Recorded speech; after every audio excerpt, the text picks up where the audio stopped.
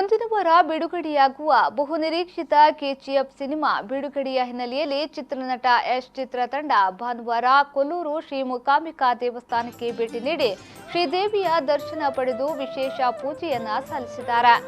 ಬೆಂಗಳೂರಿನಿಂದ ಹೆಲಿಕಾಪ್ಟರ್ ಮೂಲಕ ಕೊಲ್ಲೂರಿಗೆ ಆಗಮಿಸಿದ ಅವರು ದೇವಸ್ಥಾನಕ್ಕೆ ತೆರಳಿ ಪೂಜೆ ಸಲ್ಲಿಸಿದರು. ಇವರೊಂದಿಗೆ ಚಿತ್ರದ ನಿರ್ಮಾಪಕ ವಿಜಯ್ ಕಿರಗಂದೂರು ಹಾಗೂ ಸ್ನೇಹಿತರಿದ್ದರು. ಇದೇ ವೇಳೆ ದೇವಸ್ಥಾನದ ಆಡಳಿತ ವ್ಯವಸ್ಥಾಪನಾ ಸಮಿತಿ ಅಧ್ಯಕ್ಷ ಹರೀಶ್ ಕುಮಾರ್ ಶೆಟ್ಟಿ ಯಶ್ ಅವರನ್ನ ಶಾಲು ಹೊದಿಸಿ ಗೌರವಿಸಿದ್ರು. ಯಶ್ ಕೊಲ್ಲೂರು ದೇವಾಲಯದ ಅನ್ನದಾನಕ್ಕೆ 1 ಲಕ್ಷ ರೂಪಾಯಿ ದೇಣಿಗೆಯನ್ನ ನೀಡಿದ್ರು.